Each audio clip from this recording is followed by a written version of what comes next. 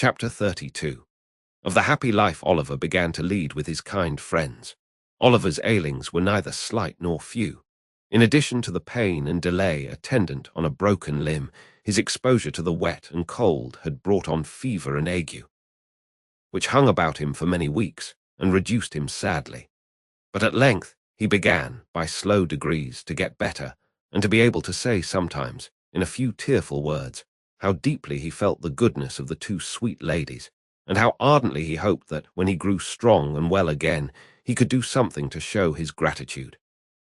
Only something which would let them see the love and duty with which his breast was full, something, however slight, which would prove to them that their gentle kindness had not been cast away, but that the poor boy whom their charity had rescued from misery or death was eager to serve them with his whole heart and soul.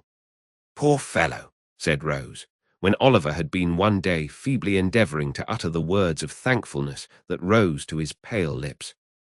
"You shall have many opportunities of serving us if you will. We are going into the country, and my aunt intends that you shall accompany us. The quiet place, the pure air, and all the pleasure and beauties of spring will restore you in a few days. We will employ you in 100 ways, when you can bear the trouble." "The trouble," cried Oliver. "Oh, dear lady, if I could but work for you, if I could only give you pleasure by watering your flowers, or watching your birds, or running up and down the whole day long to make you happy. What would I give to do it?" "You shall give nothing at all," said Miss Maylie, smiling. "For, as I told you before, we shall employ you in 100 ways, and if you only take half the trouble to please us, that you promise now, you will make me very happy indeed." "Happy, ma'am," cried Oliver. "How kind of you to say so." "You will make me happier than I can tell you," replied the young lady. "To think that my dear good aunt should have been the means of rescuing anyone from such sad misery as you have described to us would be an unspeakable pleasure to me. But to know that the object of her goodness and compassion was sincerely grateful and attached, in consequence, would delight me more than you can well imagine. Do you understand me?" she inquired, watching Oliver's thoughtful face. "Oh, yes, ma'am, yes," replied Oliver eagerly. "But I was thinking that I am ungrateful now." "To whom?" inquired the young lady. "To the kind gentleman and the dear old nurse who took so much care of me before," rejoined Oliver. "If they knew how happy I am, they would be pleased, I am sure." "I am sure they would," rejoined Oliver's benefactress. "And Mr. Losberne has already been kind enough to promise that when you are well enough to bear the journey, he will carry you to see them." "Has he, ma'am?" cried Oliver, his face brightening with pleasure. "I don't know what I shall do for joy when I see their kind faces once again." In a short time Oliver was sufficiently recovered to undergo the fatigue of this expedition. One morning he and Mr. Losberne set out, accordingly, in a little carriage which belonged to Mrs. Maylie. When they came to Chertsey Bridge, Oliver turned very pale and uttered a loud exclamation. "What's the matter with the boy?" cried the doctor, as usual, all in a bustle. "Do you see anything, hear anything, feel anything, eh?" "That, sir," cried Oliver, pointing out of the carriage window. "That house." "Yes, well, what of it? Stop, coachman." "Pull up here," cried the doctor. "What of the house, my man, eh?" "The thieves, the house they took me to," whispered Oliver. "The devil it is," cried the doctor. "Hallo there, let me out." But before the coachman could dismount from his box, he had tumbled out of the coach, by some means or other, and running down to the deserted tenement, began kicking at the door like a madman.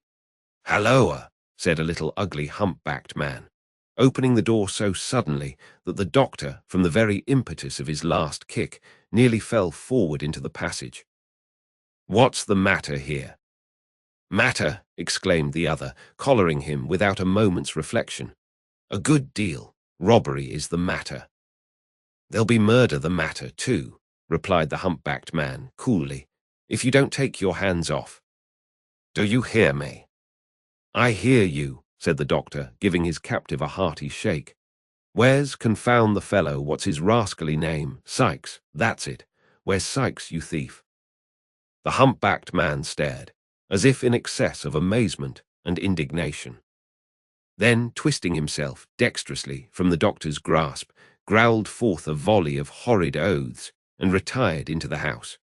Before he could shut the door, however, the doctor had passed into the parlour without a word of parley. He looked anxiously round. Not an article of furniture, not a vestige of anything animate or inanimate, not even the position of the cupboards, answered Oliver's description.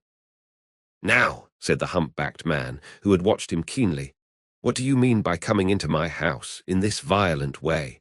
Do you want to rob me or to murder me? Which is it? Did you ever know a man come out to do either in a chariot and pair, you ridiculous old vampire?" said the irritable doctor. "What do you want, then?" demanded the hunchback. "Will you take yourself off before I do you a mischief? Curse you."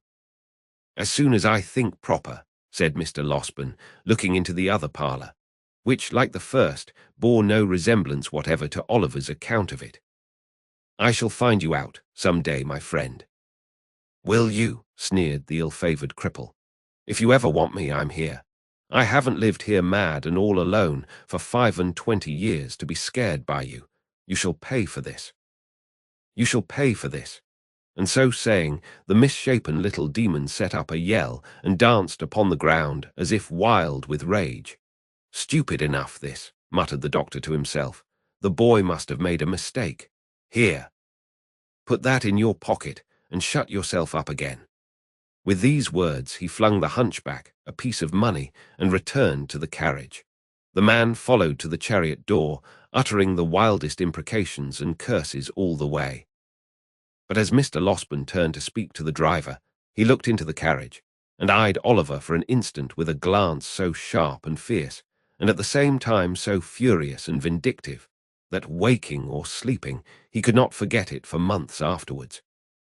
He continued to utter the most fearful imprecations until the driver had resumed his seat, and when they were once more on their way, they could see him some distance behind, beating his feet upon the ground and tearing his hair in transports of real or pretended rage. "I am an ass," said the doctor after a long silence. "Did you know that before, Oliver?" "No, sir." "Then don't forget it another time." "An ass," said the doctor again, after a further silence of some minutes. "Even if it had been the right place, and the right fellows had been there, what could I have done, single-handed? And if I had had assistance, I see no good that I should have done, except leading to my own exposure and an unavoidable statement of the manner in which I have hushed up this business. That would have served me right, though. I am always involving myself in some scrape or other by acting on impulse. It might have done me good." Now, the fact was that the excellent doctor had never acted upon anything but impulse all through his life, and it was no bad compliment to the nature of the impulses which governed him, that so far from being involved in any peculiar troubles or misfortunes, he had the warmest respect and esteem of all who knew him. If the truth must be told, he was a little out of temper, for a minute or two, at being disappointed in procuring corroborative evidence of Oliver's story on the very first occasion on which he had a chance of obtaining any. He soon came round again, however, and finding that Oliver's replies to his questions were still as straightforward and consistent, and still delivered with as much apparent sincerity and truth as they had ever been, he made up his mind to attach full credence to them from that time forth. As Oliver knew the name of the street in which Mr. Brownlow resided, they were enabled to drive straight thither. When the coach turned into it, his heart beat so violently that he could scarcely draw his breath. "Now, my boy, which house is it?" inquired Mr. Losberne. That," replied Oliver, pointing eagerly out of the window. "The White House. Oh, make haste, pray make haste. I feel as if I should die. It makes me tremble so." "Come, come," said the good doctor, patting him on the shoulder. "You will see them directly, and they will be overjoyed to find you safe and well." "Oh, I hope so," cried Oliver. "They were so good to me. So very, very good to me." The coach rolled on. It stopped. No, that was the wrong house, the next door. It went on a few paces and stopped again. Oliver looked up at the windows with tears of happy expectation coursing down his face. Alas! The White House was empty, and there was a bill in the window. To let. "Knock at the next door," cried Mr. Losberne, taking Oliver's arm in his. "What has become of Mr. Brownlow, who used to live in the adjoining house, do you know?" The servant did not know, but would go and inquire. She presently returned and said that Mr. Brownlow had sold off his goods and gone to the West Indies 6 weeks before. Oliver clasped his hands and sank feebly backward. "Has his housekeeper gone too?" inquired Mr. Losberne after a moment's pause. "Yes, sir," replied the servant. "The old gentleman, the housekeeper, and a gentleman who was a friend of Mr. Brownlow all went together." "Then turn towards home again," said Mr. Losberne to the driver, "and don't stop to bait the horses till you get out of this confounded London." "The bookstall keeper, sir," said Oliver. "I know the way there." "See him, pray, sir, do see him." "My poor boy, this is disappointment enough for one day," said the doctor. "Quite enough for both of us. If we go to the bookstall keeper's, we shall certainly find that he is dead, or has set his house on fire, or run away. No, home again straight." And in obedience to the doctor's impulse, home they went. This bitter disappointment caused Oliver much sorrow and grief, even in the midst of his happiness. For he had pleased himself, many times during his illness, with thinking of all that Mr. Brownlow and Mrs. Bedwin would say to him, and what delight it would be to tell them how many long days and nights he had passed in reflecting on what they had done for him, and in bewailing his cruel separation from them. The hope of eventually clearing himself with them, too, and explaining how he had been forced away, had buoyed him up and sustained him under many of his recent trials. And now the idea that they should have gone so far, and carried with them the belief that he was an impostor and a robber, a belief which might remain uncontradicted to his dying day, was almost more than he could bear. The circumstance occasioned no alteration, however, in the behaviour of his benefactors. After another fortnight, when the fine warm weather had fairly begun, and every tree and flower was putting forth its young leaves and rich blossoms, they made preparations for quitting the house at Chertsey for some months. Sending the plate, which had so excited Fagin's cupidity, to the banker, and leaving Giles and another servant in care of the house, they departed to a cottage at some distance in the country and took Oliver with them. Who can describe the pleasure and delight, the peace of mind and soft tranquillity the sickly boy felt in the balmy air, and among the green hills and rich woods of an inland village? Who can tell how scenes of peace and quietude sink into the minds of pain-worn dwellers in close and noisy places, and carry their own freshness deep into their jaded hearts? Men who have lived in crowded, pent-up streets through lives of toil, and who have never wished for change. Men to whom custom has indeed been second nature, and who have come almost to love each brick and stone that formed the narrow boundaries of their daily walks. Even they, with the hand of death upon them, have been known to yearn at last for one short glimpse of nature's face, and, carried far from the scenes of their old pains and pleasures, have seemed to pass at once into a new state of being. Crawling forth from day to day to some green sunny spot, they have had such memories wakened up within them by the sight of the sky, and hill and plain, and glistening water, that a foretaste of heaven itself has soothed their quick decline, and they have sunk into their tombs, as peacefully as the sun whose setting they watched from their lonely chamber window but a few hours before, faded from their dim and feeble sight. The memories which peaceful country scenes call up are not of this world, nor of its thoughts and hopes. Their gentle influence may teach us how to weave fresh garlands for the grave of those we loved, may purify our thoughts, and bear down before it old enmity and hatred. But beneath all this, there lingers, in the least reflective mind, a vague and half-formed consciousness of having held such feelings long before, in some remote and distant time, which calls up solemn thoughts of distant times to come, and bends down pride and worldliness beneath it. It was a lovely spot to which they repaired. Oliver, whose days had been spent among squalid crowds, and in the midst of noise and brawling seemed to enter on a new existence there. The rose and honeysuckle clung to the cottage walls. The ivy crept round the trunks of the trees, and the garden flowers perfumed the air with delicious odours. Hard by was a little churchyard, not crowded with tall, unsightly gravestones, but full of humble mounds, covered with fresh turf and moss, beneath which the old people of the village lay at rest. Oliver often wandered here, and thinking of the wretched grave in which his mother lay, would sometimes sit him down and sob unseen.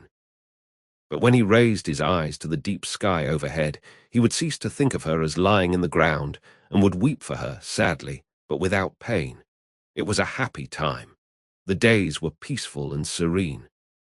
The nights brought with them neither fear nor care, no languishing in a wretched prison or associating with wretched men, nothing but pleasant and happy thoughts. Every morning he went to a white-headed old gentleman who lived near the little church, who taught him to read better and to write, and who spoke so kindly and took such pains that Oliver could never try enough to please him. Then he would walk with Mrs. Maylie and Rose, and hear them talk of books, or perhaps sit near them in some shady place and listen whilst the young lady read, which he could have done until it grew too dark to see the letters. Then he had his own lesson for the next day to prepare. And at this he would work hard, in a little room which looked into the garden, till evening came slowly on, when the ladies would walk out again, and he with them, listening with such pleasure to all they said, and so happy if they wanted a flower that he could climb to reach, or had forgotten anything he could run to fetch, that he could never be quick enough about it. When it became quite dark, and they returned home, the young lady would sit down to the piano and play some pleasant air, or sing, in a low and gentle voice, some old song which it pleased her aunt to hear. There would be no candles lighted at such times as these, and Oliver would sit by one of the windows, listening to the sweet music in a perfect rapture. And when Sunday came, how differently the day was spent from any way in which he had ever spent it yet. And how happily, too, like all the other days in that most happy time. There was the little church in the morning, with the green leaves fluttering at the windows, the birds singing without, and the sweet-smelling air stealing in at the low porch and filling the homely building with its fragrance. The poor people were so neat and clean, and knelt so reverently in prayer, that it seemed a pleasure, not a tedious duty, their assembling there together. And though the singing might be rude, it was real, and sounded more musical, to Oliver's ears at least, than any he had ever heard in church before. Then there were the walks as usual, and many calls at the clean houses of the labouring men. And at night Oliver read a chapter or two from the Bible, which he had been studying all the week, and in the performance of which duty he felt more proud and pleased than if he had been the clergyman himself. In the morning Oliver would be afoot by 6 o'clock, roaming the fields and plundering the hedges, far and wide, for nosegays of wild flowers, with which he would return laden home, and which it took great care and consideration to arrange, to the best advantage, for the embellishment of the breakfast table.